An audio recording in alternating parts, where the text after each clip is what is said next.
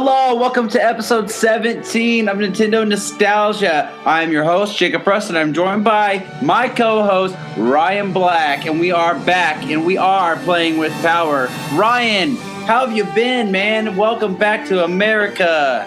It's been too long. I'm ready to get back into the show. It's been way too long. Look, I've grown a beard because I've just been waiting and waiting for you to come back. That's how long you've been gone. Did you have a good trip, man? Yeah, it was pretty good. We had its ups and downs, but I think its ups were probably the best part, and they were the higher notes than the low parts, so that's good. Awesome. That's so good. Good trip all around.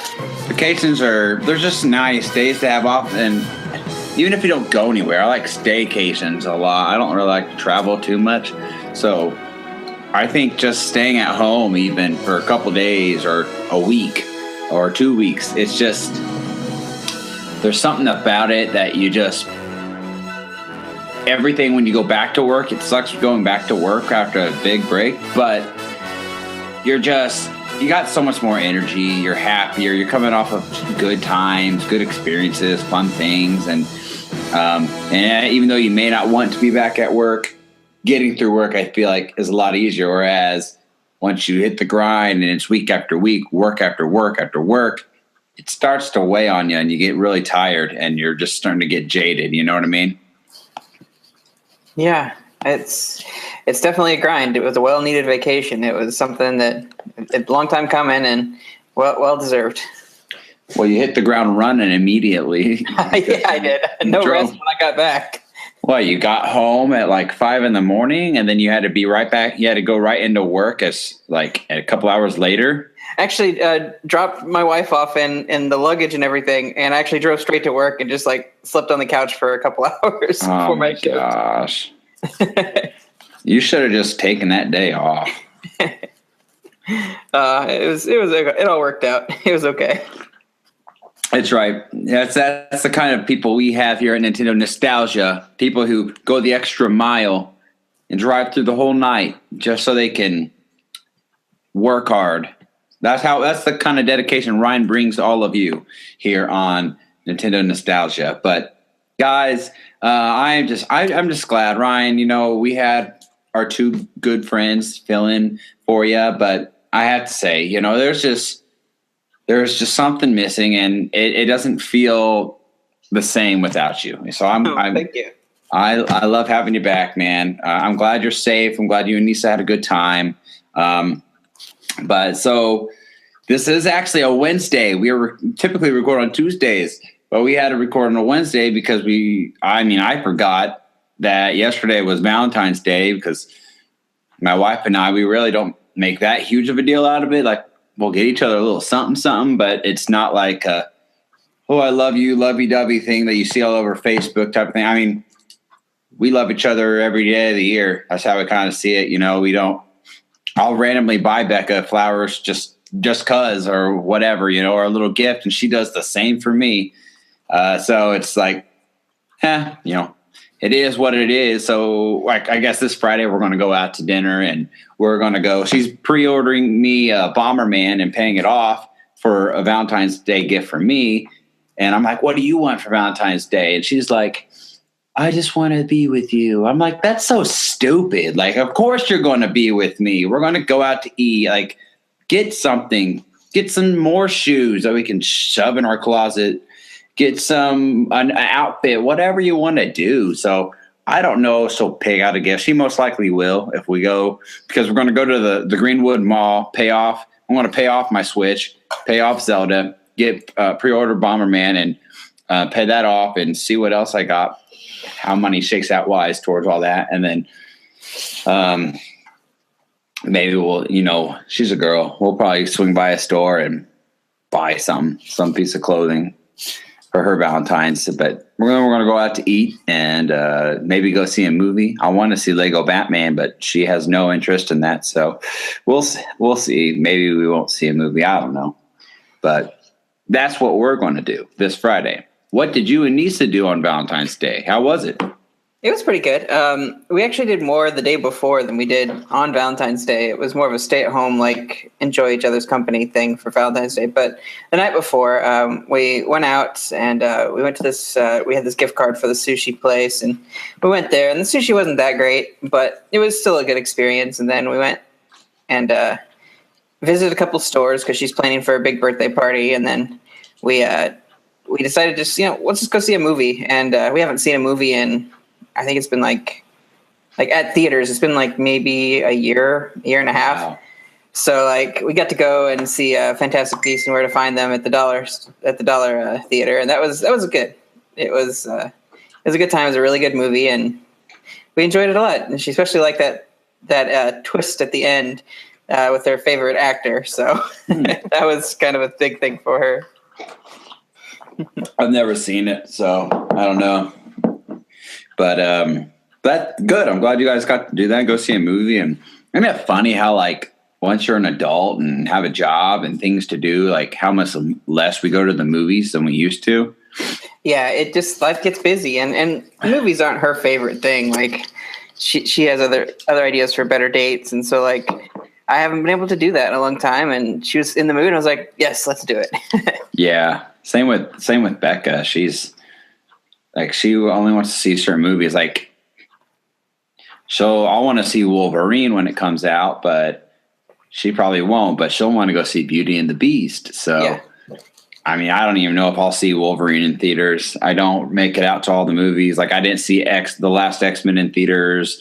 I didn't see Ant-Man in theaters. I think I only saw last year. I saw Batman vs. Superman, and I saw Finding Dory, and that new animal movie, that Disney movie with the bunny on it, Zootopia. Yeah, I saw that, and I did see Suicide Squad, and I just went out and saw it by myself because no one would go with me, and it's like a last second thing. I didn't get back till after midnight or whatever, so. So that's what I did.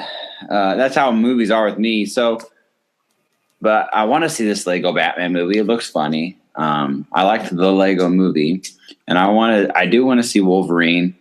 I mean, a lot of people are happy it's rated R. I really kind of hate that. Like, if you know me, like, I don't like to see all that garbage. I don't like to hear all that garbage. I don't like to hear explicit language, and like, I don't want to see someone's face gets stabbed through with blades and then blood goes everywhere. Like, I don't want to see that. Like, in my opinion, it doesn't need to be there. You use your imagination, like all the past Wolverine movies, Mm-hmm. So I'm disappointed that is what's in the film, but I mean, it is what it is. And as long as there's not like crazy inappropriate scenes or anything, then I'll see it. Mm-hmm. And I just want to apologize to everybody. Last week, after editing, I didn't realize how loud my daughter was. She was hooting and hollering and playing with her mom, but she was completely at the other end of the house, and I heard her in the background, and she's made noise before, and it's never been an issue, but when I listened to the episode just to review it last week, woo, she was loud. So, and I can understand if that was a little distracting. I apologize. She is right next to me right now, so she's being pretty good. I hope she stays that way for the rest of the episode. So I do apologize if you hear any more noise. We're working on getting some equipment to help fix that stuff. So, like better mics, nothing to like keep her quiet or anything. But man, enough of that. I think there's a lot of breaking news that's been happening. You want to get into the news topic, Ryan? Since you've been gone, why don't you bring the first layer of news?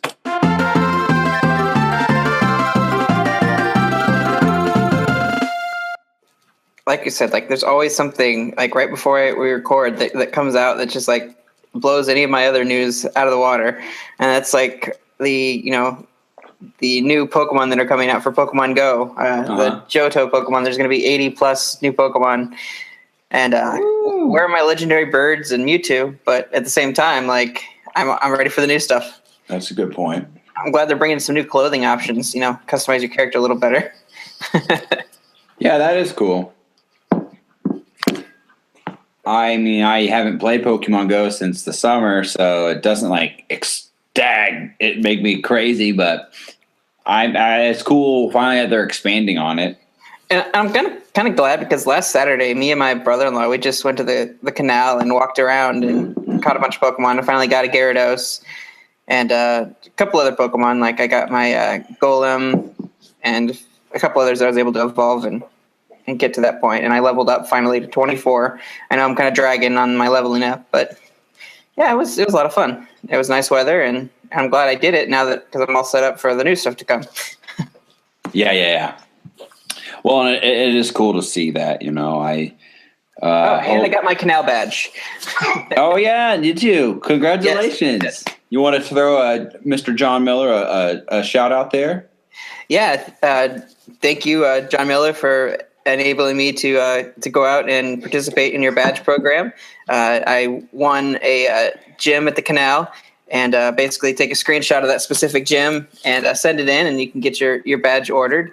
And they're going to have ultimately 8 badges, of course, before they move on to the Johto region. So far, I think we're planning on going to the Circle at the next one. So there's one at the canal, one at the Circle, and there's one at the Motor Speedway, if I remember right. And I think there's a 4th one coming out shortly. But yeah, just shout out to him for putting this program together. It's kind of awesome to collect, badges and Pokemon Go. It feels good. It really does, especially after getting my first one. I felt like it was hard-earned. Absolutely. Yeah. And if you guys missed out on the episode, I think it might have been episode 4. Maybe I can't remember off the top of my head. John was a guest. He was actually our first guest on the show. So, and it was all about Pokemon. And John, he runs a local gym, Thad's thing, where they create gyms. Yep, it's episode 4. Where they create gyms around the local area of Indianapolis and come battle with your Pokemon Go, and you can earn badges. So really cool there. Thank you, John. And I actually want to give a little shout out myself, Ryan. Since Ryan and I were just now starting this, we started when Ryan actually was gone, but I know I'm going to mess up this name, but James Mikaljuski. I know that's wrong, but he actually runs his own podcast called Life of Gaming podcast. And I just wanted to reach out to him because I've been talking to him behind the scenes, and he's just been helping me out to make this show better for you and more accessible to you and other people. So I just wanted to give him a quick shout out and go check out their podcast as well. Really good stuff. I enjoy listening to that one. Just like many others that I do listen to, but one of my faves. And the Elite Trainer League is what John's group is called. Oh yeah, I forgot to mention that. So find him on Facebook. Join in the program. It's a lot of fun here in Indianapolis. We'll share it out. We'll share it out tonight. But so I want to bring my topic. Okay, I think this makes this pretty good to help segue into our topic of conversation because we're talking about Zelda. Right now, as of yesterday, I think it was yesterday it broke. Zelda DLC packs are coming for Breath of the Wild, and a lot of people are really ticked off. And why? I don't know why. That's what I'm trying to figure out. What's the big deal? This is the normal thing that lots of game companies do. And like Nintendo's one of the last to do it, and they rarely do it when they do it. When they do it, it's a bargain. You do not remember Mario Kart 8. How great of a deal that was. It's like they can't handle change. Like, oh no, Nintendo's doing something different. My whole world is falling apart. How dare they? I hate them. It's like, calm down. If you don't want to do it, you don't want to do it. But you're probably going to do it because it's awesome. Well, I think people are complaining that it's not a full game. They didn't even put their full time and effort. The game's been delayed so much. It's been so long, and you don't have everything in the game. That's bullcrap. I mean, if you listen to Onanuma, he even said in an interview recently that he had a big issue that he had was stopping production of the games, that he kept coming up with ideas that he really wanted to put in the game. So you're getting a solid game with this game already. And this is just like gravy. Okay, think about this. You had Mario Galaxy 1, and then you had Mario Galaxy 2. Mario Galaxy 2 was not made because Mario Galaxy 1 was such a super big hit. Mario Galaxy 2 was, also obviously played a part where they got the green light, but they specifically said, the producers of that game, is because they had a lot of ideas that they could not fit in the production time for Mario Galaxy 1. So they made a second game so they could do the extra stuff, such as like adding Yoshi into the game, things like that. And essentially, instead of making a whole nother Breath of the Wild, you're getting your DLC packs for this game later on of extra ideas that they did not have enough time to put in the game. You still have a whole game. You know, they're not going to screw you over. I'm not sorry about that. They're not going to cool your jets. Just relax. People, man, you can't please them.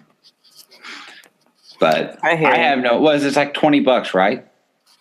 Yeah. Just, and it's basically a season pass, and it comes with both of the download contents. One that comes out at launch. I think there may be like another one. Holiday season. And then there's one in the holiday season. Yeah, that's the second one. So what's the typical price for like other games that come out for like PlayStation, Xbox when they do DLC packs? Usually it's about $60. Sometimes it's $70. Sometimes it's $40 on the low end. But that's what you're looking at, and Nintendo cuts that in half. Wow, man! You would think that people would be like, "This is amazing! Only $20."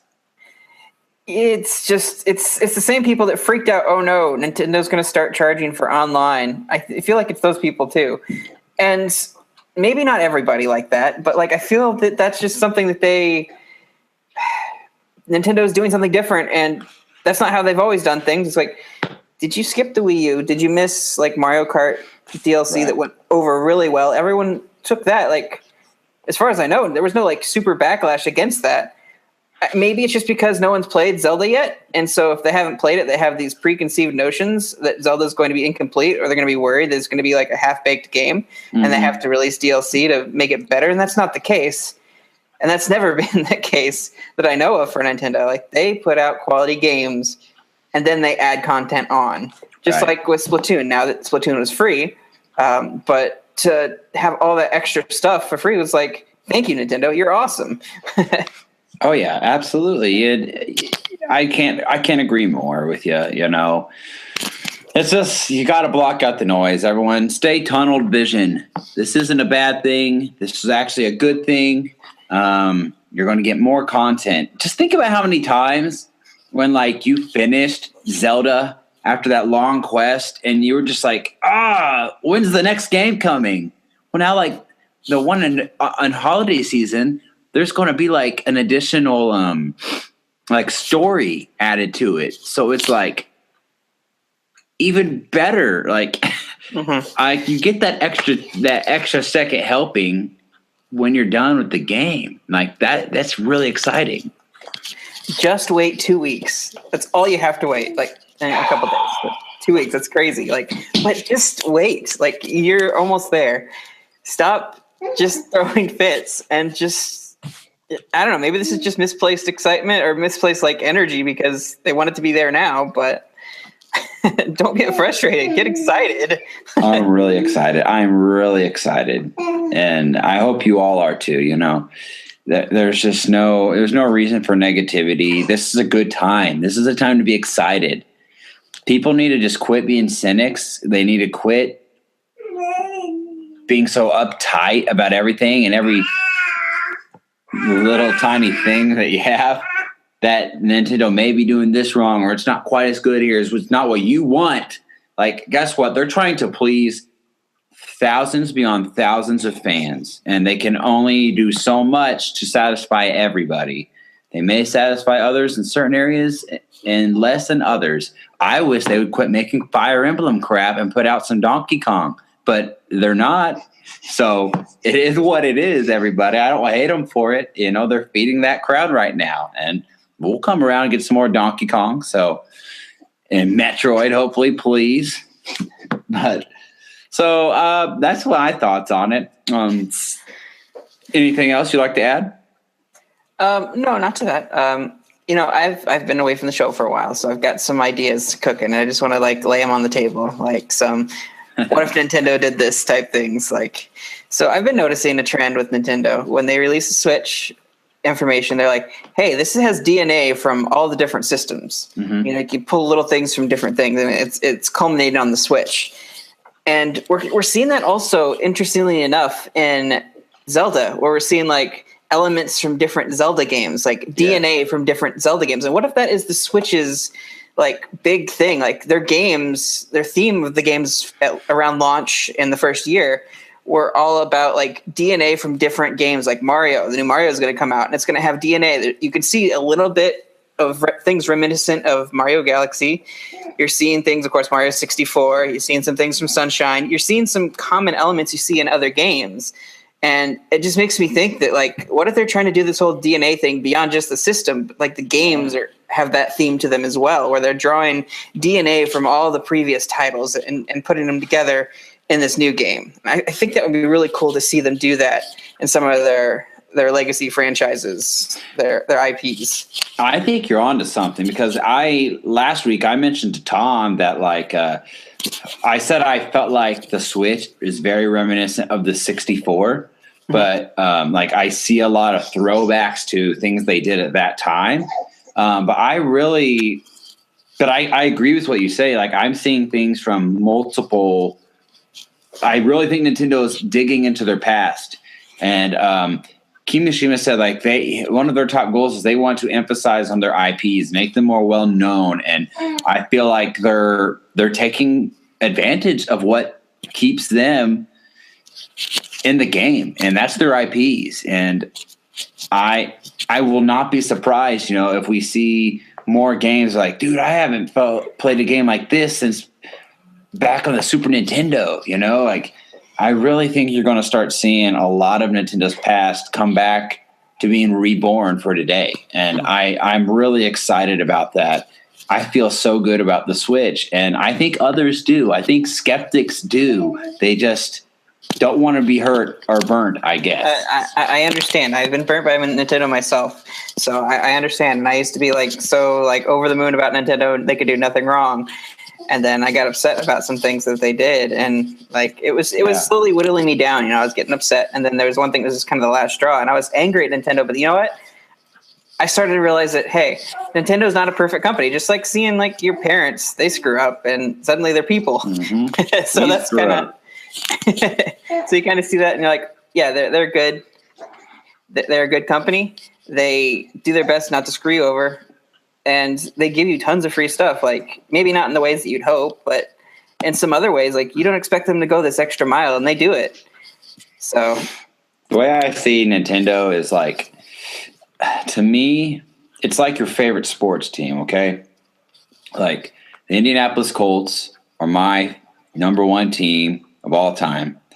And right now they're not doing very good. And it can get frustrating and very draining to even watch them just struggle to get through a game. And you get upset about the picks and decisions they make. What are you doing? I think they're fixing things, getting on the right track, hire a new GM, things like that. We have Andrew Luck. But the thing is, with my team, I'm never going to be one of those fans I hate the Colts. They suck. I'm not watching them. And then all of a sudden they start winning the Peyton Manning days, and then I come back hurrah, I will always be there through the good and the bad. I may get ticked off at them. I may get mad at the decisions they make, and it may be hard to watch, to be honest. But I will always be there because I'm not a bandwagon fan. And with Nintendo, I'm not a bandwagon fan. They're always my team. That's the company that brought me to the dance, that got me into video games, that created my childhood, is this company. And when they screw up, they screw up, but I can't focus on that. I've got to always be there and support them, and I hope you guys can look past some of the crap that happens and can feel the same way, because they do too much good to just throw them away when they do tick you off. Yeah. Yeah, I've been happy with what Nintendo's been doing. I feel like they're on the cusp of something great here, something very great. Now, that being said, my other thing that I was just wanting to bring up before we got into the meat of the episode, people have been asking for bring achievements to the Switch, like give us achievements, give us like trophy systems, something like that. You know, Nintendo has toyed with like the stamp system. It was okay. I hate stamps, honestly. I don't want to collect stamps, but I thought, what would feel good that isn't like something that's already done? And I'm like, well, look at Nintendo. They have a seal of approval, like that they put on their games. What if their seal of approval is something that you can collect? You can get seals for completing certain things in games, like a Nintendo seal of approval. You feel like Nintendo is like validating you and is like saying, "Hey, you're awesome. Right. We certify you by giving you the seal for completing whatever this is in the game." Like, that's not a bad idea. It's actually like Nintendo seal of approval. Like you get a seal for, killing a certain amount of enemies in a game, or get a seal for beating hard mode without losing any lives or something. Like, that'd be kind of cool. And I'm not a big fan of the stamp system. I can go with it, but I really want to see something that's unique to Nintendo that actually feels good. That's a great idea. I never even thought about that. I like that. Nintendo's, if they do an achievement system, they're going to do it the Nintendo way. Like they're not going to do it like the way Microsoft or Sony's done. They're going to do it their own way.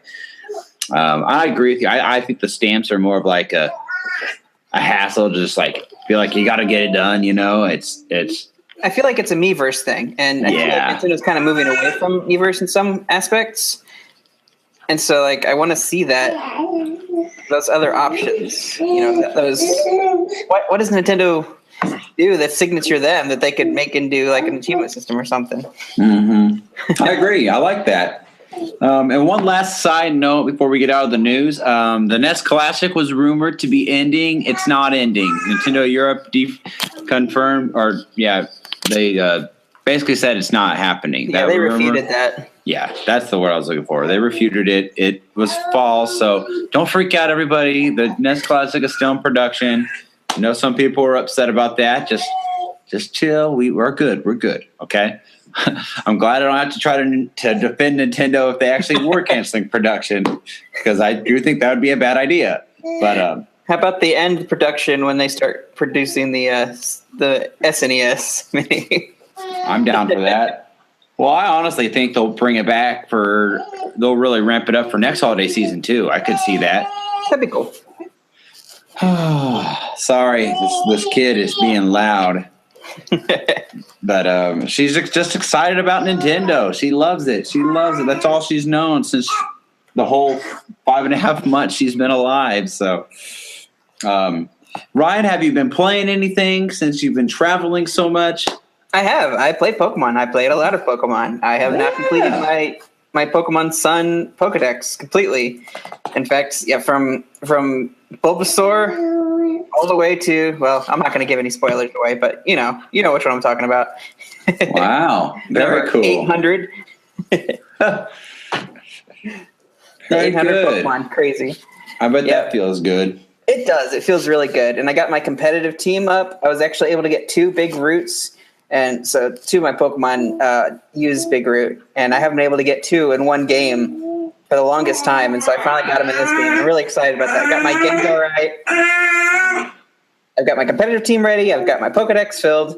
And so I was like, you know what? I'm done with Pokemon for now. I'm going to switch over to Super Mario Maker for my 3DS and doing some Pokemon Go and just giving some love to my other games. Play a little bit of Shovel Knight with my wife on Valentine's Day.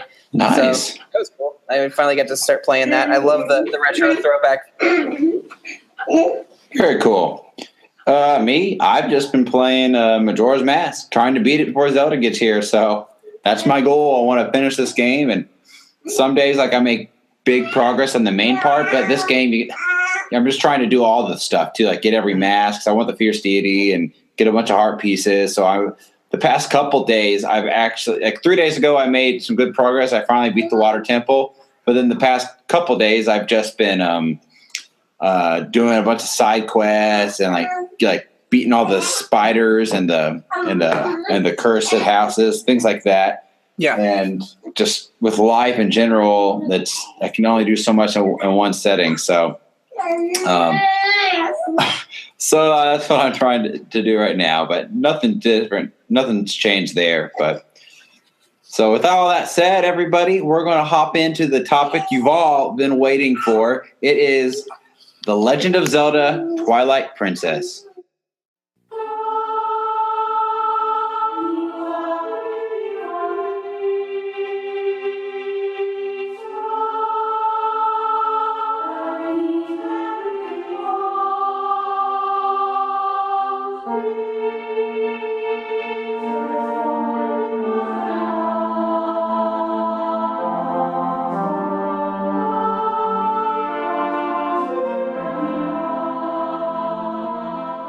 Okay, so Twilight Princess.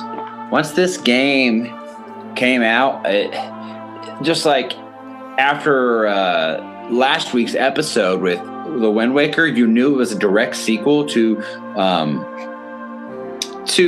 Ocarina of Time, and because they had mentioned it in the game, I'll be back and stuff. So that was like a big deal to me.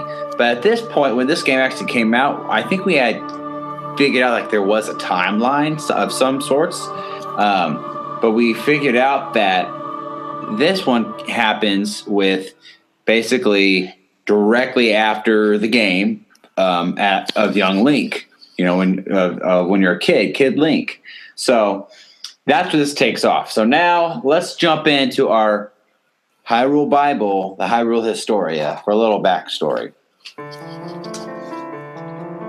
Dark clouds menace Hyrule. In Hyrule, Princess Zelda was informed of what would happen in the future by Link, the hero of time. She realized that leaving Ganondorf to his own devices would cause the downfall of her kingdom. Many years later, Ganondorf, the infamous demon thief who wielded the power of magic, was finally to be executed. The ancient sages performed the execution of Ganondorf in the Arbiter's grounds. However, Ganondorf, who had been chosen by the Triforce of Power, did not perish and managed to kill one of the sages. Thrown into a panic, the remainder of the sages used the Mirror of Twilight to banish Ganondorf to the Twilight Realm. Ganondorf and his malice sent to the Twilight Realm plunged the shadowy domain into madness. Ganondorf was sent to the Twilight Realm. There, the Demon King granted the ambitious Zant magical powers and began plotting to unite the Light World and the Twilight Realm into a single realm known as the Dark World. Zant's influence steadily increased. Clouds of darkness covered the Twilight Realm, and the Twilight began transforming into demons. Midna, the Twilight Princess, attempted to oppose him, but was cursed and fled to the Light World. Then, the peace that had reigned in the Light World for hundreds of years was broken by Zant's army of shadow beasts. Zant, now known as the King of Twilight, launched an invasion of Hyrule, and Princess Zelda was faced with a decision. Would she allow the kingdom to be destroyed in the fires of war, or would she surrender and allow Hyrule to follow under the domain of the Twilight? The princess chose the latter. Across the land, and the light spirits lost their light to the Twilight. The Light World was gradually transformed into Twilight, and the people, not realizing what was happening, were filled with a shadowy fear.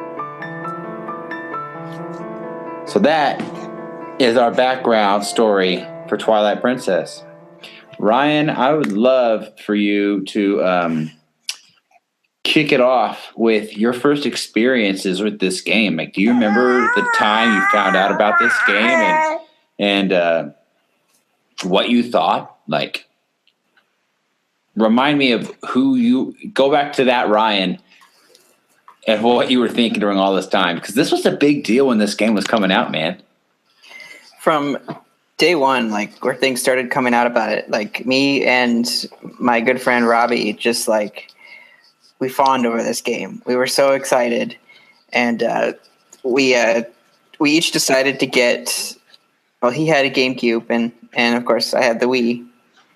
So we each got our different versions, and we had this feud, if you will, of which one was the better version. He swore up and down the GameCube version was the intended version and it is the best version. And I was like, no, but there's the motion controls. You can do the fishing and you can use the Wiimote to, attack and stuff. And it was like, that is the definitive experience. He's like, no, that's not the way it was supposed to be. And we went back and forth. But just the idea of Wolf Link, it captivated both of us. And this mysterious creature sitting on Link's back, and this mystery of what happens and why is the world kind of shrouded in darkness, and the enemies in it kind of reminded me of the Ing from Metroid Prime 2. And so like I was even more intrigued by this because it was just like, it reminds me of Metroid. So like it's really cool just to look back and see the completed game versus like the fragments that I got when I was finding out about the game initially. Like just a lot of nostalgia, but at the same time, like going back and playing the HD version just helped clear up some of those memories here and there, because for some reason, like it had faded in my mind quite a bit. And it's not to say that it's not like this remarkably memorable game. It's just, I must have been at a time in my life where it's just like, I really don't know what happened in the story even. Like I kept getting it confused with events in Skyward Sword. And I'm like, what? This isn't right. Like, and I had to play the HD version to kind of put things back into focus again. Yeah.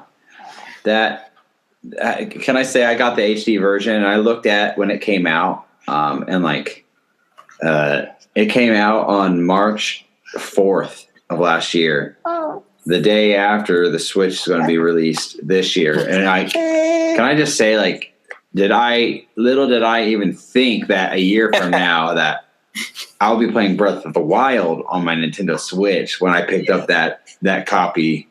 I remember it like it was yesterday because we had just moved into the new house. I went and got a new game like the weekend after, and I was diving into Twilight Princess because it had been years since I played it last. The original game, actually, it's funny that you mentioned that the dual release with you and Robbie, November 19th of 2006 came out for the Wii, but it didn't actually come out until December 2nd. I think like almost a year or a week or and a half later or so, maybe 2 weeks for the GameCube version, which I remember people were worried that it was going to happen that way with the Wii U and the Switch. And everyone's like, oh, that'd be a terrible, terrible, terrible move. And to be honest, I'm like, I didn't think it would be. Like, I mean, I don't care either way. I was honestly a little surprised. I thought that they might actually do like release the Wii version later, so to tempt people more to get a Switch. I don't think it'd be an issue because they've already done this before. But it's just funny to see the similarities between Breath of the Wild's release and how Twilight Princess release was. Yeah. There is definitely some similarities. I like that they're doing the dual release. In fact, I kind of predicted that they would do that and they wouldn't cancel the Wii U project because they've been promising it and they keep pushing it back. And I feel like they owe it to the Wii U adopters. Like even those who may not have the money to get a Switch, but even so, like they owe it to those who are getting a Switch and waited so long for it to come out on the system that they treasured at the time. You know, that it is fading into obscurity.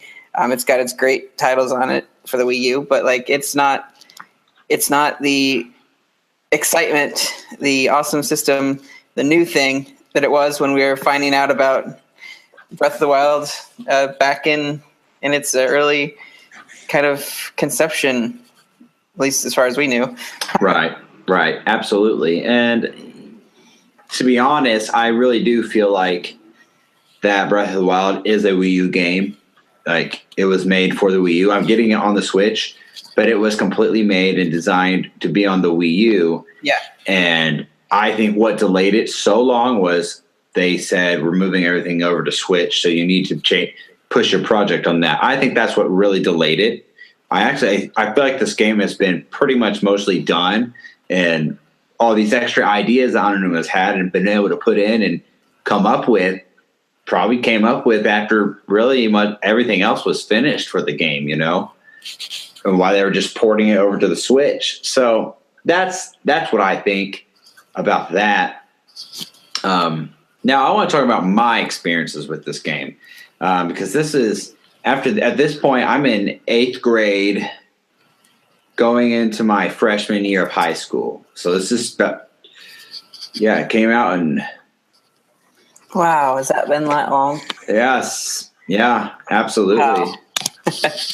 Because I remember I got it with my Wii for Christmas. I got the game for my Wii. But now I remember the E3 when they like showed off this game. I can't remember which E3 it was per se, but remember the one where they stood up and they gave a standing ovation to Shigeru Miyamoto when he came out on stage. They showed the trailer for it. Yeah. Like, I was blown away. Like the way a lot of people were acting about this latest Breath of the Wild trailer, I thought it was awesome. I thought it was great. Then it knocked me off my feet. Everyone's like, this is the best trailer I've ever seen in my life. And Nintendo's ever put out. That's how I felt when I saw the Twilight Princess one. Because Nintendo went the different route with Wind Waker. They made more like a cartooniest look, and it seemed more kid-friendly, kid-ish. And I, at the time, I liked that. Like, Wind Waker is my favorite Zelda game to this point. We'll see what happens after Breath of the Wild, but it's my favorite game. And but I wanted to see a Zelda game that looked more realistic, real humans and everything. Or Hylians, I guess. And that's what this game was offering. I remember going to my mom's dial-up internet computer, watching streams on my mom and dad's internet, watching streams of videos and footage and looking through all the pictures that they had posted online. And I remember I would like print them all off. I printed them all off and would save them and just stare at them and just to think about the game, to keep me happy. And that's how I got through, to satisfy my taste and waiting for this game. Like, I could not wait.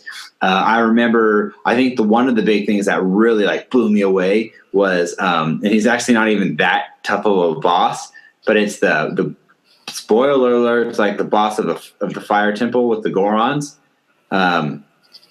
Remember, he's a Goron, but he's like been like cursed or something. Yeah. They showed him in the trailer, and he was like a giant fire beast with these chains. Yeah, he's their leader. That's been, I guess, possessed or what have you. Yes. Consumed by darkness, maybe. Right. And like, I just remember them showing him and like swinging the chain at you, and like, oh yeah, I was like, dude, this game looks legit. Like, this is amazing. It gives me goosebumps right just talking about it right now. This was the game that Nintendo teased on the GameCube before Wind Waker even came around. Like that tech demo, it looked edgy, it looked dark, and this was the game that those who didn't like the cel shading of Wind Waker were waiting for. Like, it was this dark, edgy Zelda, and that's still like one of my favorite depictions of the Zelda series, and how dark and gritty and so very, very just mature, like serious, mature, like intense. And that's my favorite like depiction of the Zelda world. Like, it's a very grown up Zelda, and I like that. I like that a lot, and not to discredit Wind Waker at all. I love Wind Waker, but like that was what Nintendo teased on the GameCube, like with that little tech demo, it showed Link fighting Ganondorf. Like that was a taste, and then it didn't happen for the GameCube till later.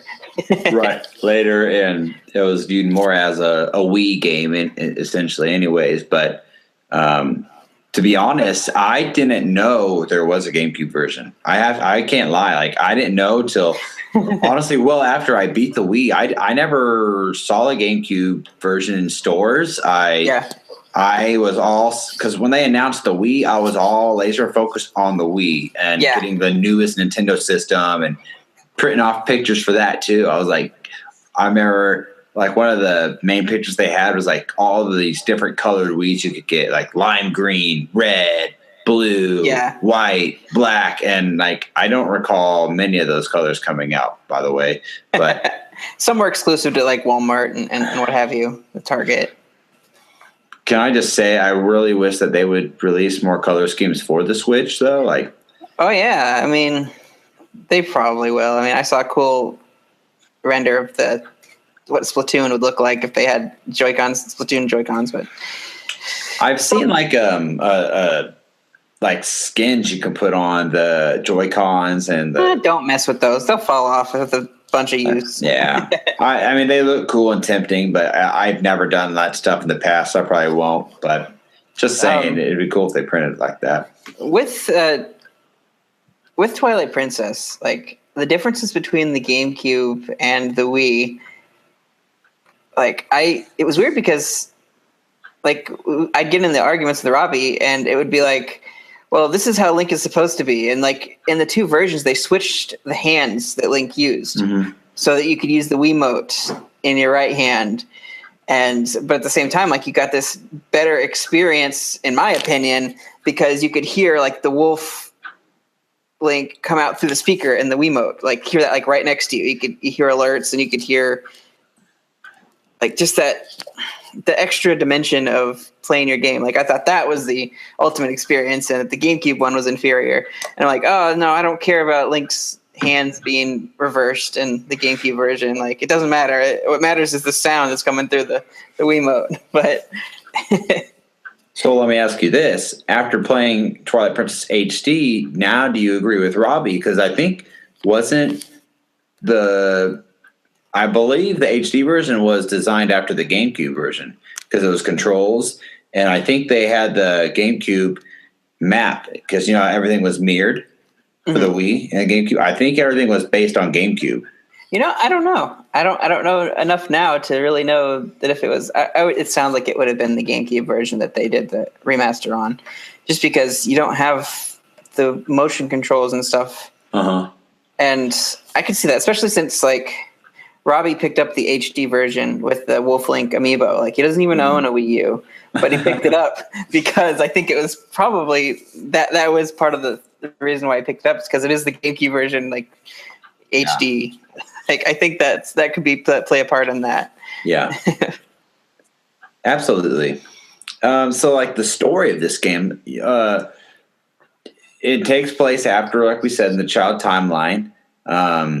There's a couple things, like me, like I love the story and I love watching the little things. Like when I'm so nitpicky about this, like when the sequel comes out, okay, is Death Mountain in the same location that Death Mountain was in on Ocarina of Time? Is the Zora Lake still in the same spot? And I think for the most part, like with graphics getting better, they always change some things, but I think for the most part, it felt like the same land. I'd say the one thing that kind of screwed me up a little bit was all of a sudden now there's a snowy area that wasn't in the past Ocarina of Time game, and so I have to say, like, where'd that come from? I mean, I know other Zelda games have had it, but there was a snowy area behind Jabu Jabu, but I mean, there's the ice cave there, so maybe like beyond that, that's where that took place. Maybe that's a good point. Maybe you just couldn't get to an Ocarina of Time. That's a good point. You're probably right. We'll fan wank it, say that, because everything else is pretty accurate. That's our fandom there, so I like that. But everything else pretty much lined up pretty well, I'd say. So I loved all of that. Now, something I actually didn't realize till recently was when, especially planning for all this stuff, one thing that always did bother me was when they'd show the sages. The sages they didn't look like the sages from Ocarina of Time. I'm like, what is this? Like, why are they this why are they so different? Why do they have blank faces? Here. Mom's home. Thank you. Yeah, so I was thinking, like, why are the sages so different from Ocarina of Time? That bothered me. I didn't like that. And But when you think about it, actually, this is the child timeline. So the sages that you acquire in Ocarina of Time never actually happened, because remember when you become an adult, they die, and the characters from your past had died because of the actions of Ganondorf for Ocarina of Time, and then they become a sage. So like that actually makes sense to why they're not portrayed as the sages in this.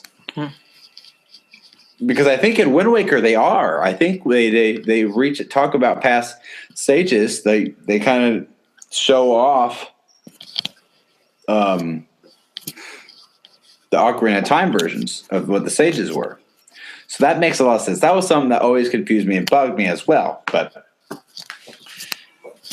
how about you? I mean, do you have any thoughts on like the connectivity between the games here? You know, it's kind of weird in my mind. I realize they're connected, but I also realize that they're different. And so it doesn't like throw me off if something's out of place, because I'm like, that I reached that issue when I came to Wind Waker. Like that really just messed with my head. Like this isn't exactly like Ocarina of Time. Like things don't seem right to me. I can't place it where things were before the flooding happened. Like, and so that I was able to put that aside in Wind Waker. So coming into Twilight Princess, like it didn't really bother me. I didn't really care. I just thought, it's the world drastically changes between each game. And like, it's just, I don't know, just time passing, and some things may not add up, but that's just, I'm okay with that. Like it's in that aspect, I'm like, it's sort of like a Final Fantasy where it's not the same thing in a microcosm way. Like, sure. I get you. Like as if they weren't even in a unified timeline or what have you before Hyrule Historia and everything. Like I still see them as different, even though I know that they're connected. It's hard to describe. Yeah, that would bug me if it was like way different. I understand like back in the day, you know, especially when they started this, I don't think they really had a timeline in mind, and that came later. So I can see why you had the drastic changes, but that's just something I'd look out at. But I wanted to talk about, you know, we've kind of been praising a lot of the Zelda games, the ones we've covered so far. And there is a lot of praise to be said. There's a lot of praise to be said with Twilight Princess. But before I praise it, I want to actually talk about it, my issues with the game. To be honest, Ryan, out of all the games, these mainline games that we're talking about, this is probably my least favorite. Okay. Maybe my second least favorite, but I loved it at the time. Don't get me wrong. When we first played it, we got it. It was grand. It was awesome. And I've actually beaten the game, I think, 3 times total. So that tells you how good of a game it is, because I've replayed a game that is my second least favorite out of the bunch that we're talking about 3 times. But and even when playing in Twilight Princess HD, I really enjoyed getting back into it. It reminded me of like what the things I did like about the game. Okay. My issues with this game is, besides a select few songs, the soundtrack is just boring. My gosh. Like I like to listen to a lot of video game music, and I get so bored. Like, I'm like, this is just not good. What's wrong with Mellow Mart music? Oh, jeez. You know, I think probably one of the worst songs is his hometown. When you're in his hometown, it did make me sleepy. It's so boring. And one of the main issues with Twilight Princess was it is the longest drought of needless, unimportant things you have to do before you even get to the first bit of action in the game. I agree. It is a long span of just not a lot going on. That really kind of was my first impression with the game when playing it, was like, oh, this is moving really slow. And then I get forced into being a wolf, and I'm like, oh, but I want to be Link again. Like, I don't want to be this wolf. And I hated that mechanic at first. Like, I absolutely hated it starting out the game. Like, I just want to get to a point where, am I going to be stuck in this wolf body forever? Like, the whole game, I'm going to hate this. Mm-hmm. And just, like, it forced me to get used to the wolf and get used to the controls. And now, like, when I play the game, I love being wolf more so than I love being Link. Mm-hmm. But at first, I hated it. Like, I absolutely hated it. And I felt like it was this bad chore. And I was like, I got to get past this part. I got to get to the next part in the story. I've got to break out of this wolf form. I hate this. I just want to be Link with the sword. And that was my first impression. It was just like, it was a chore. It was long and drawn out at first. Like, I feel like the beginning of the game was slow. It was very slow. I think I saw a video on it, like, around this time last year when HD came out. People talking about it, and like, gosh, I think it's like maybe 40 minutes to an hour of gameplay before you actually get to any sign of action, at least to the first temple. Mm-hmm. Like, you have to get that little monkey, the basket from the monkey, and you have to like save a cat, and like you have to stop the yolks and put them in their. You have to put them in their cage. It's like so many stupid things. It's like it was a tutorial that it forced you to go through, essentially. Right, but they did it in a bad way. But they also did it with, like, again, they forced you into the wolf body, and then they forced you to learn how to do it. Uh-huh. They forced you to learn the ropes, and it was slow. It was very slow, and the game does pick up after that, But gosh, that if you can get through that, and it's fine. I mean, like I said, I did it 3 times, so it is doable. Some other issues I have with the game. I want to talk about the final fight with Ganondorf. So, spoiler alert here. Ganondorf, I feel like they did it wrong. They did things backwards, okay? What I did like about the fight was that it was long. I like long battles. Like, I hate when, like, you go through this giant long temple and then the boss is so easy and you beat him like that. I hate that. But so this fight was actually satisfying in like for how long it went, because there was like 4 phases to the fight. Yeah. So I thought that was cool. The issue was I feel like they did it backwards. I was talking with Kyle today actually about this very topic. And with Ganondorf and Ocarina of Time, you get all the way up through the tower. You get through his Ganon's tower and you fight him at the top as Ganondorf, and then the tower collapses. You escape, and at the bottom of the rubble is Ganon. I actually don't like the Zelda. I mean, I like the Zelda games, but I don't like it when Ganon is the only representation in the game. I like having Ganondorf as a character in the game. And Twilight Princess does do that because it adds a lot more character development. It makes you feel, I think you can just connect with Ganondorf more. You have more motive to hate him, and like this dude is evil.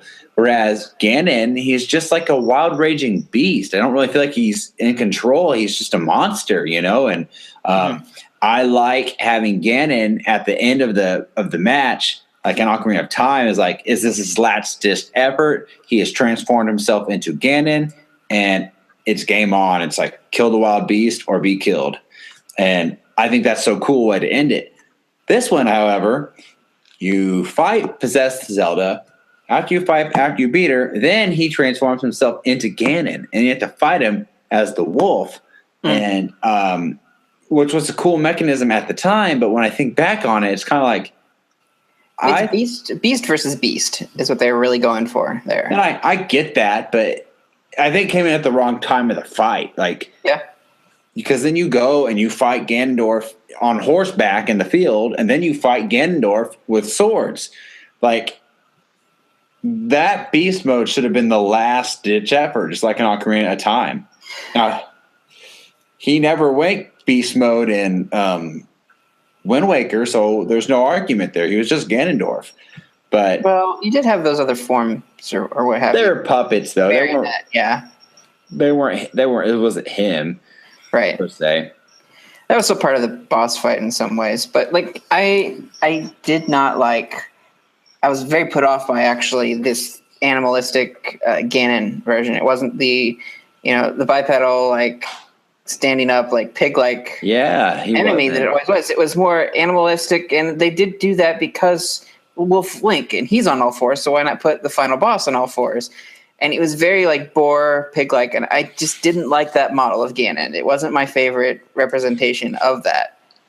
I was even disappointed when they put that version in like Smash Brothers. Oh yeah, I was like, why that one? Smash. I hate that. That's kind of funny. I didn't even think about that, to be honest.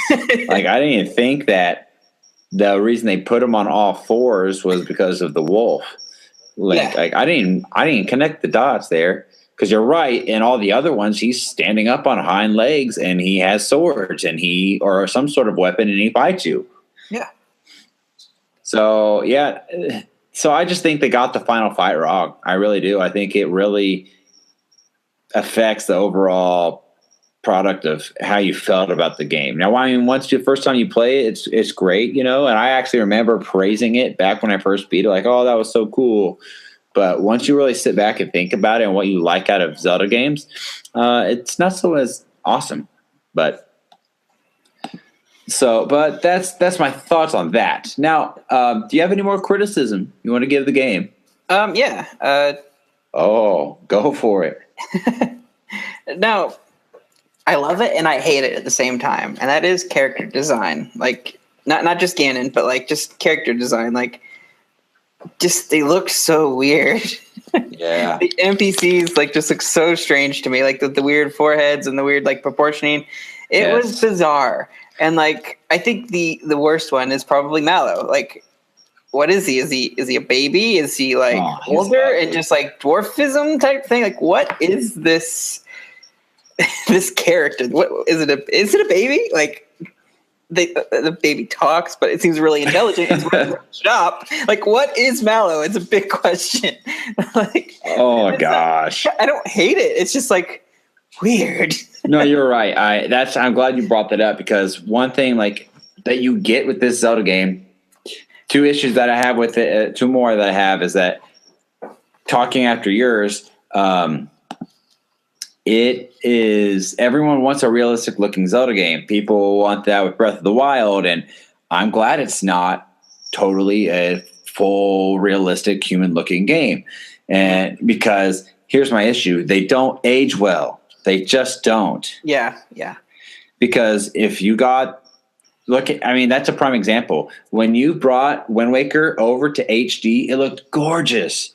And when you brought Twilight Princess over to HD, it looked a little cleaner, but it didn't look. You did not get the same feeling that you got with Wind Waker. Becca. I even showed her, like, trying to convince her, like, hey, I should get this game, shouldn't I? Shouldn't I? She watched the comparison trailers they put out. She's like, I don't see a difference at all. And I'm like, oh no, it's there. I see it. It's there. But because I really wanted to get the game, but they just don't age well. And on top of that, Zelda was a lot bigger. It had a lot more to work with to make the game, but it was so empty. Like, you had all this vast field and giant lake, and there's like nothing. It was very, very empty. So what was your least favorite character design in Twilight Princess? Mallow stunk, but there's so many bad ones. I don't like the gypsy lady that tells you where the hearts are. She's kind of ugly. Who else? Who else is ugly? They're all ugly. I hate that stupid clown on Lake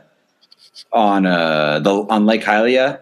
He builds you the cannon. He's ugly. I don't like him or his clown partner. I liked the Poe that they had. I think probably my favorite character that came out of the game was Link. Agatha. Agatha was my favorite one. Like, Agatha. Well, it's close to that and Midna. Like, I really like Midna, but like Agatha was kind of a cool concept. Like, I like the bug collecting idea. Yeah. And she was like this, this mysterious like butterfly girl or something. I liked her. I like her idea. I liked her design, and it was a quirky character similar to Tingle, but wasn't like completely ridiculous in some ways. Yeah, she was cool. Obviously they liked her enough. A lot of people, they brought her back for That was huge for me for Hyrule Warriors. Yeah. That was huge for me to see her in that. Like, yes, that's great. I'm so glad. Like that was a great. She must have been popular like that. I liked her character. Let's talk about things we liked. I think we've bashed it enough. I don't want everyone to think, "Oh, this game's terrible," because it's not terrible. I mean, on the Spectre, if you look at ratings, it got a lot of good ratings. It was really great for its time. But with every game, there are some flaws, and I think as time passes, you can pick out more flaws than when you're in the high of just a brand new game. Like 3 years from now, we might be able to look back at Breath of the Wild and be like, "That I didn't like that," and that was kind of bad, But right now, I'm sure the day we get it, it's going to be the best thing we've ever played for Zelda, and rightfully so. It will feel that way. But what I did like is, man, I like the story. I like I talked about. I do like the story. I got goosebumps playing this game again just last year in HD because it brought back like the things I liked about the game a lot. And it all connects in my head about the story and how does this connect? Wait, where is this? Where's the Lost Woods? Like, I think the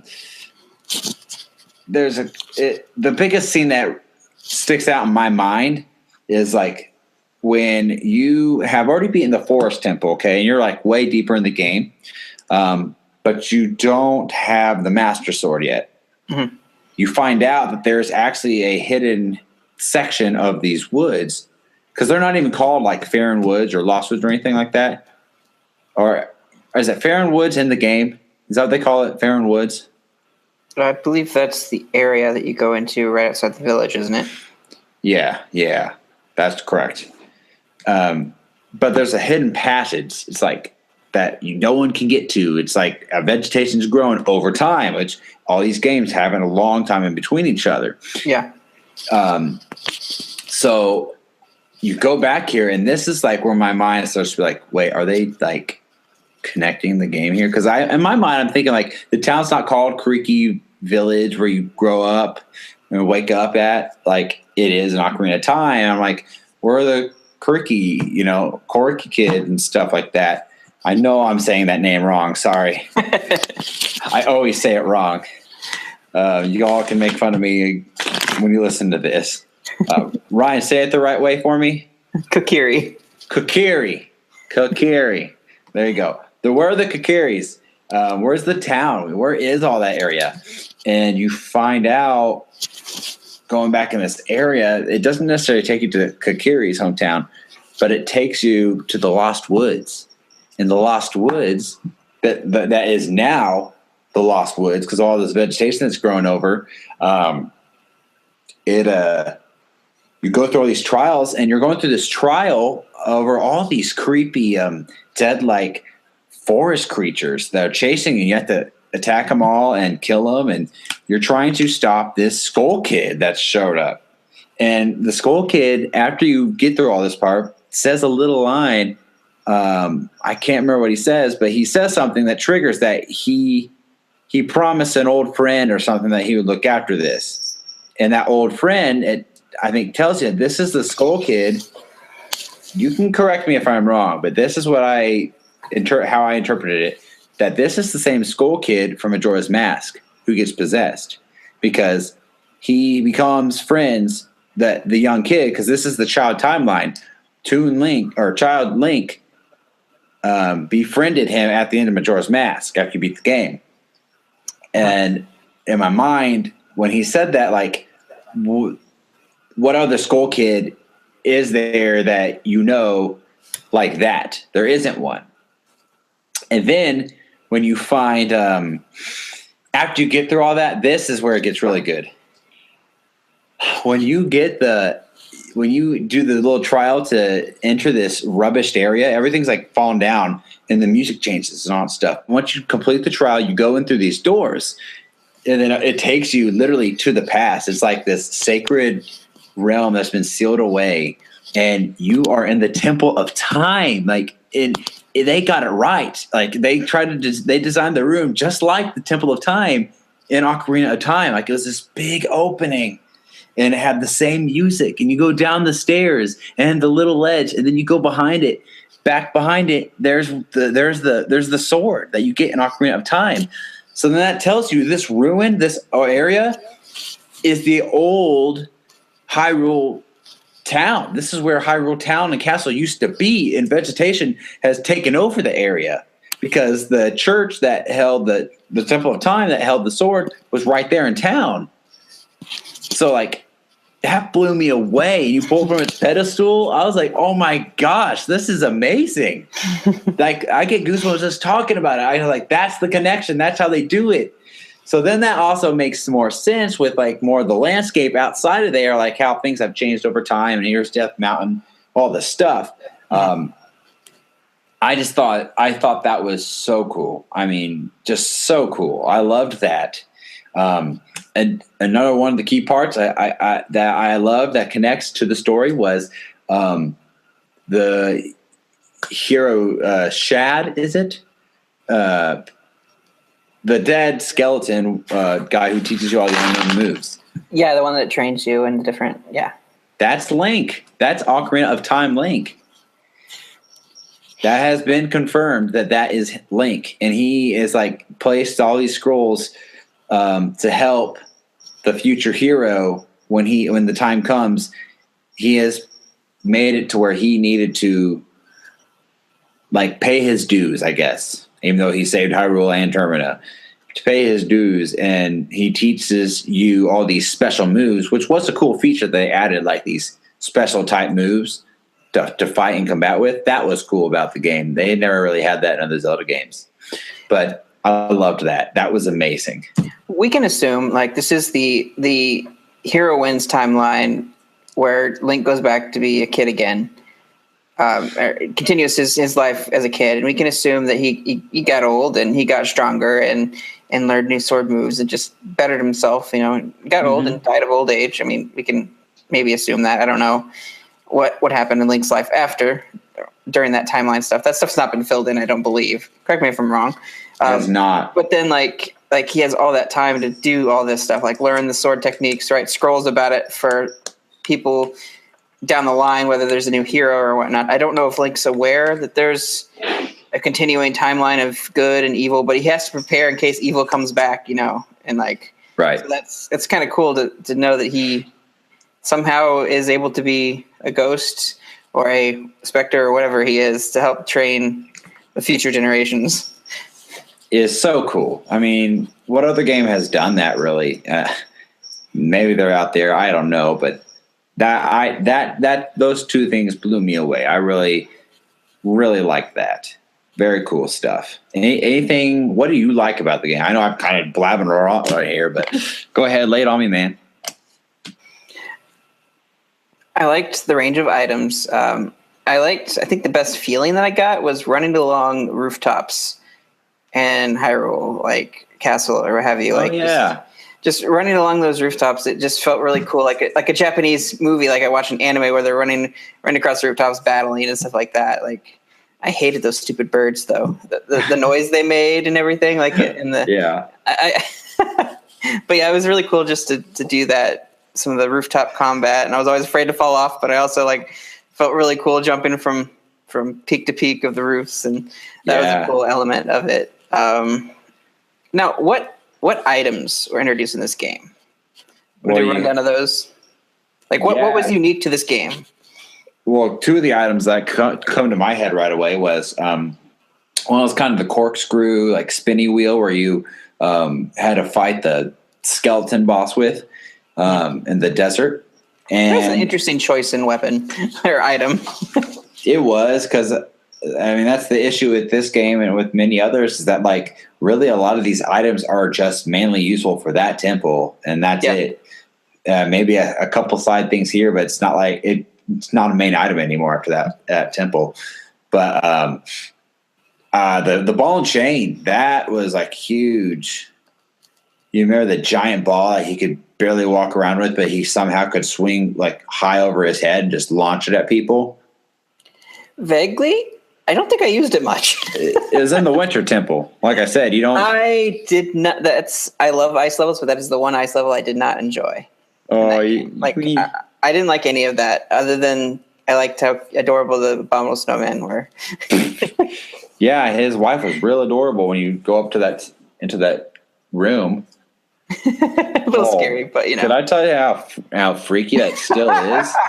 Yes, that is so freaky. I mean, she like looks at the mirror and she's like, starts twitching, and all of a sudden her face just transforms, and you're like, ah! It still freaks me out. I just played it. It's still freaky.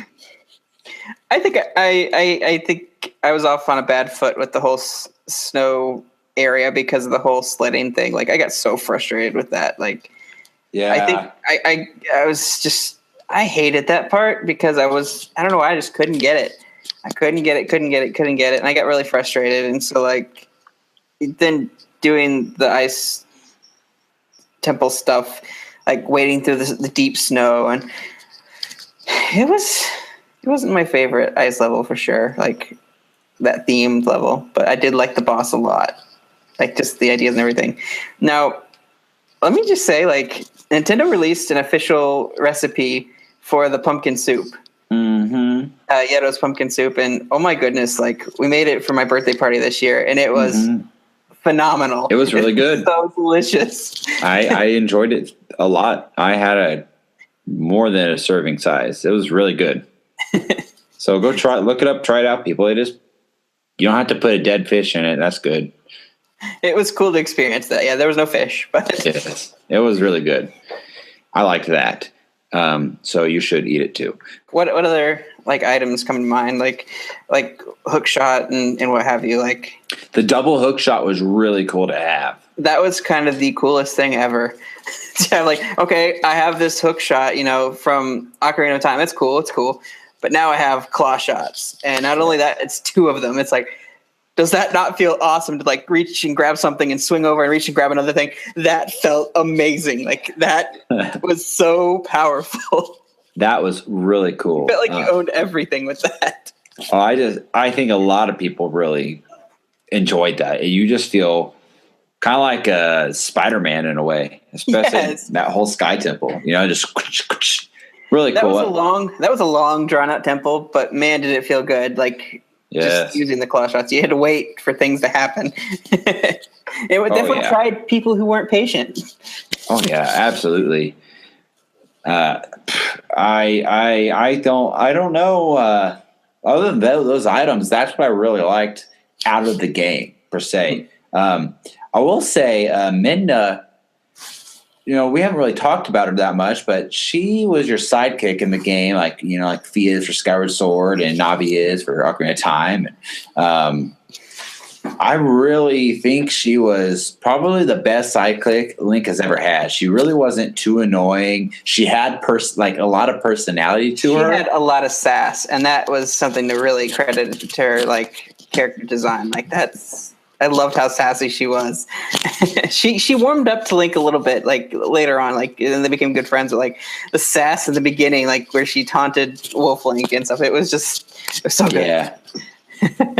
Well, and you always kind of think, like, romance-wise, that like Link and Zelda should fall for each other, and that's really not the case in a lot of the Zelda games at all. For example, Ocarina of Time, people actually predict that he and the girl from Lon Lon Ranch or whatever her name is, Ramona, they actually, what's her name? Look it up for us and tell us. But they actually think, I want to say Marin, but I'm feeling I think you're right. Okay. Because I get her confused with the one from Majora's Mask. That's what I'm thinking of, because Lon Lon Ranch is in Majora's Mask. Okay. And that's what I'm playing right now, so forgive me, everybody. But yes, that's the case. Like, people think that they hooked up, and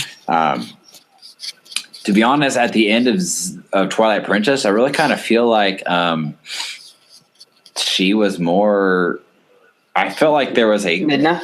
Yeah, I felt like especially when she became the princess again, and looked like a humanoid version of herself. Like, I really feel like there was a connection there, and like that's why it was hard for her to go. But and then and I know she like looks like a completely different creature. Don't get me wrong. He's like weird, but it is weird. But you really see kind of an affection there that like because they grew together. They went through this whole journey together, and I saw a relationship that she wanted to happen, but ultimately she knew couldn't happen. It was kind of forbidden. They're from different realms, if you will. Right. And it wasn't that I say she looked weird, but she was also like a creature of great beauty. Like you could definitely tell that, like compared to like for her people and everything. Yeah. Absolutely.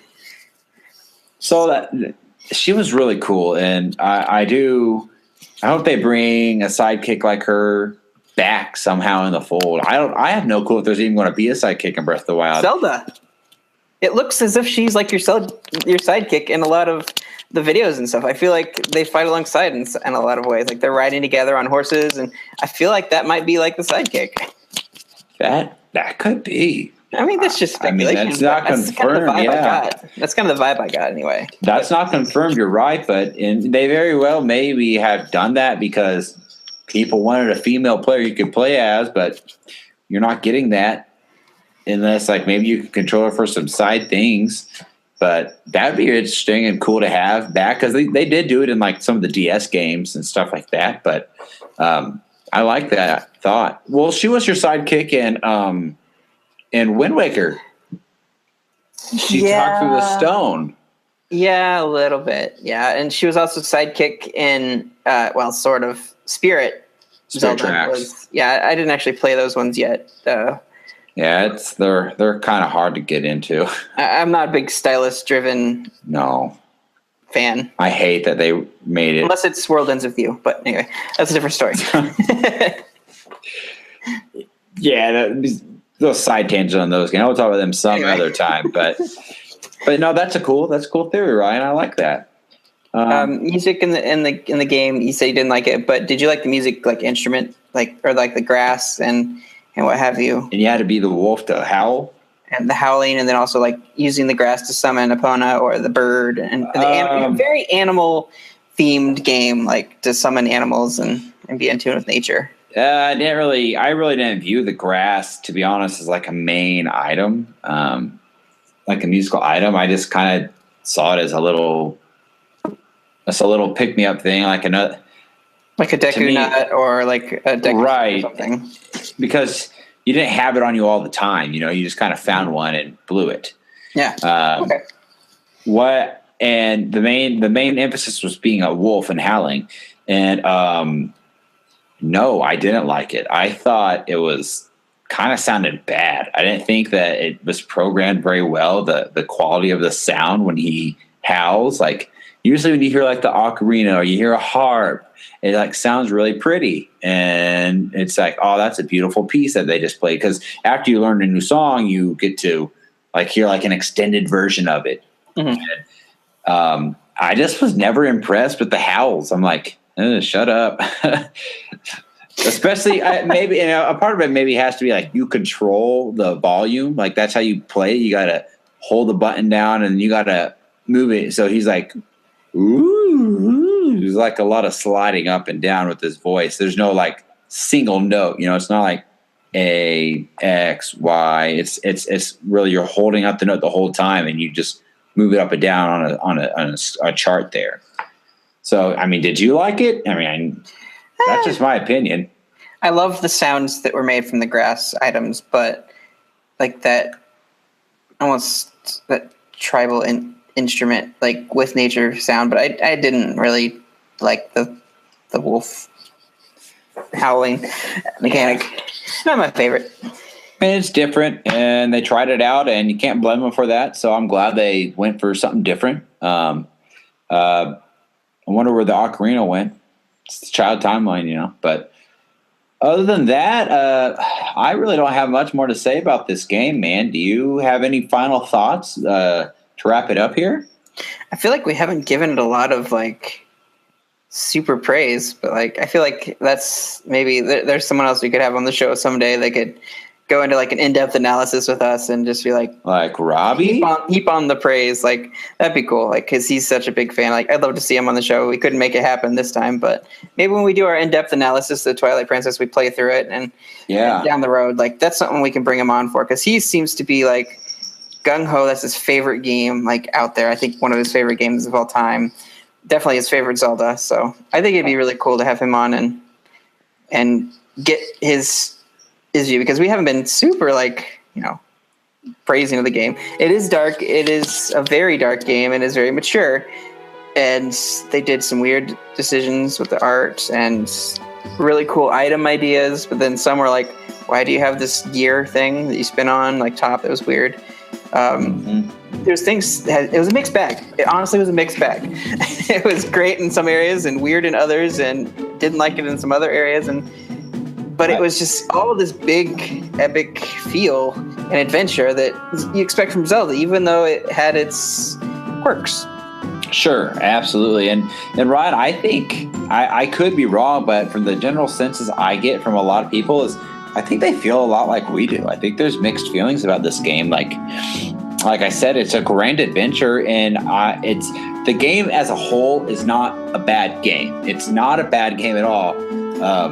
It doesn't age the best, and there's a lot of controversy with just decisions they made in the game that, unlike the Wind Waker, the decision was just the art style and how they went.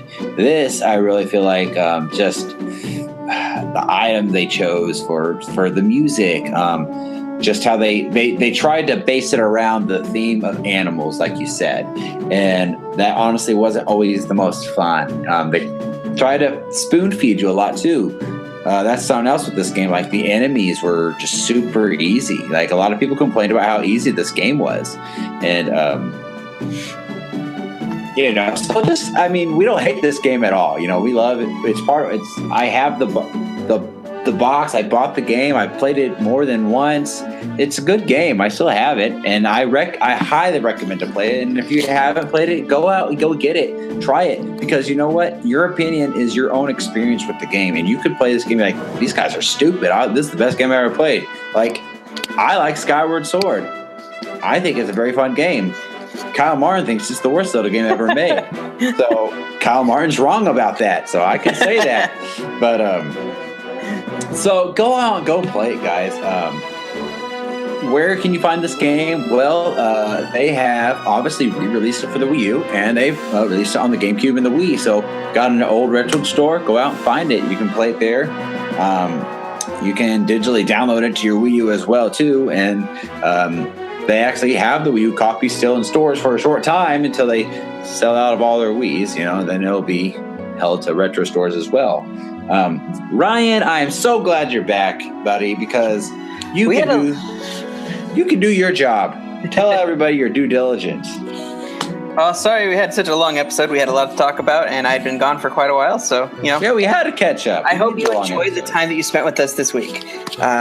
We'll definitely be seeing you next week, but until then, please engage with us on our SoundCloud, iTunes. Just like us on iTunes.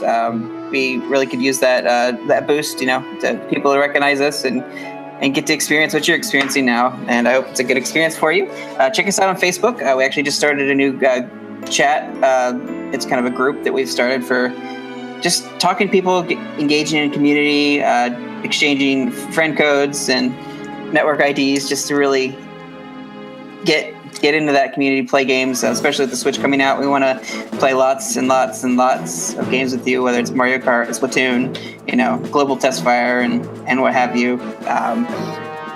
Follow us on Twitter. We got lots of news articles going out there. You can go at Nintendo_NOS. That's our Twitter handle. If you want to email us, we have a Gmail. It's NintendoNostalgiaIN@gmail.com. And I hope you enjoyed our episode this week, and we will see you next week. Absolutely, and one final thing before we finish off, Ryan, I did ask some people to maybe send us a message or a comment. We didn't get really any private messages, so come on, people, let's step it up. We want to get you involved in the show here, and if we're talking about a game that really connects to you and that you have good memories with, let us know. Do have a couple here. Jesse Armstrong, a newer follower as of late, he did send in a comment saying that he did love the addition of the Wolf mode, and that he thought Nintendo did a great job in including the motion controls, because although some people hate those controls, I actually I thought it was a cool idea, the concept of dude, I'm swinging a sword, and in this nunchuck, this is my shield. Like, I thought that was neat. Not everyone did. And I still do firmly believe they should always keep it as an option to turn motion controls off if people aren't into it. And then Joey Ferris is another listener, and believe it or not, he said this was his first Zelda game that he ever owned, and he loved it back then. Wow. Yeah, and I was a little shocked too, because I'm like, wow, that's kind of late into it. I know I was late to the party, but that's kind of like later than me to the party. So that I was shocked by that, but that he loved it, and he doesn't feel it aged well when he played after playing the HD version, which he agrees with us. I think we all kind of see similar thoughts here on the game. There are a lot of positives, and can I just say, I did think when we saw that you could transform to a wolf, that was cool. When he first transformed, like, oh, that was really cool. Like, dude, that is so sweet. That's so dark. That is edgy. That's cool. So there is good to this game, everybody. So believe us, it's a good game. We just have some issues with it. Not everything's perfect. But that's all I got, everybody. Ryan, I'm so happy you're back. Got any final thoughts? Thank you for just, for having me back on the show. I'm probably a stranger now. No, just kidding. No, you're not. Everyone missed you. Yeah, it's good to be back. It's great to be back. Please, we want to hear from you. We want to maybe even have you on the show if you're interested. If not, cool. Stay in the background. Keep liking our posts, but don't say anything. But if you feel like you have something to say, don't be afraid to shout out. Absolutely, guys. Thank you all for listening to episode 17, and we'll catch you next time. Later. See ya.